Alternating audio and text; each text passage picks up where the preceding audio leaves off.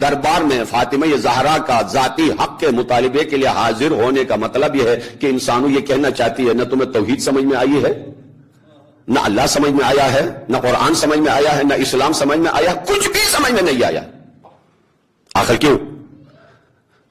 فتح وراثت مطالبہ حدیث سناتی، آیت سناتی اور لوگوں کو سمجھا دیتے کہ میرا حق ہے، ثابت کر کے آ جاتی۔ نہیں، توحید، خلقت انبیاء، بعثت فلسفہ انبیاء، فلسفہ بعثت انبیاء، عظمت محمد مصطفیٰ، مسلمانوں کی سابقہ حالت، مسلمانوں کی موجودہ حالت، مسلمانوں کی آئندہ حالت، فضائل امیر المؤمنین، شجاعت امیر المؤمنین، حق امیر المؤمنین، فلسفہ احکام، یہ سارا اکٹھا کرو تو بلکہ 95% بن جاتا ہے۔ آخر کیوں؟ وجہ یہ ہے، وہ گفتگو بہت میں بلندی کی طرف لے جا رہا ہوں، یہ بتانا چاہتی ہے ایک تو تم سب مرد ہو، میں اکیلی عورت ہوں، آؤ اگر ہمت اور جرأت ہے تو تم مرد ہو لیکن بنی ہاشم سے خارج ہو، ایک اکیلی بنی ہاشم کے آل محمد کے عورت سے مقابلہ کرو علمی میدان میں اگر تمہارے اندر جرأت ہے تو۔ یعنی یہ تمانچے ہیں، خطبہ نہیں ہے، یہ میزائل ہیں، ان بے وفاؤں کے سروں پر برسا رہی ہے سیدہ۔ آخر توحید سنانے کی کیا ضرورت تھی؟ وراثت کا مطالبہ کرنا تھا، رسالت سنانے کی کیا ضرورت تھی؟ قرآن کے فضائل کے سمندر بہا دیے ہیں۔ یعنی جہاں قرآن کے اوپر اس خطبے میں سیدہ نے بولا ہے، بلاغ القرآن، علامہ حضرت شیخ محسن نجفی صاحب کا جو ترجمہ قرآن ہے اس کا جو مقدمہ ہے اس میں دیکھیے فضائل قرآن، اور فضائل قرآن من نبی، فضائل قرآن من علی، فضائل قرآن من فاطمہ الزہرا، ادھر چیپٹر بنے ہوئے اپنے موبائل میں بھی ہوں گے انشاءاللہ، اس سے استفادہ کیجئے گا۔ آخر قرآن سنانے کی کیا ضرورت تھی؟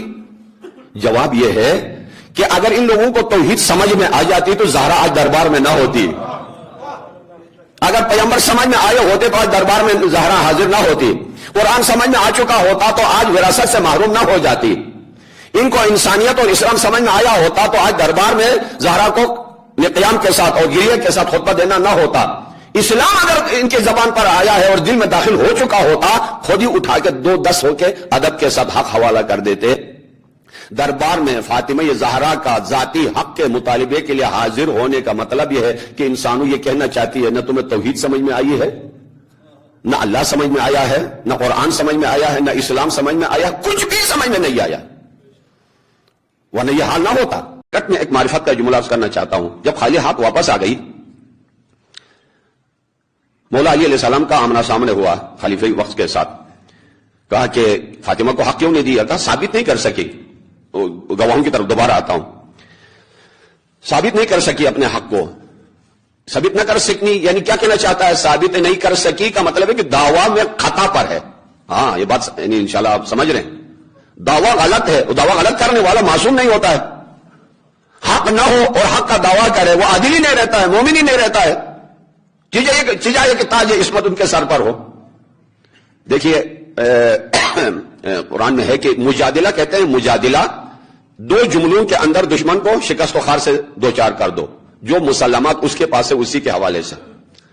مولا نے پوچھا خلیفہ وقت سے، اگر کوئی عربی کوئی بھی عام مسلمان یہ گواہی دے کہ نبی کی بیٹی نے چوری کیا ہے، کیا کرو گے؟ کہا حد جاری کروں گا۔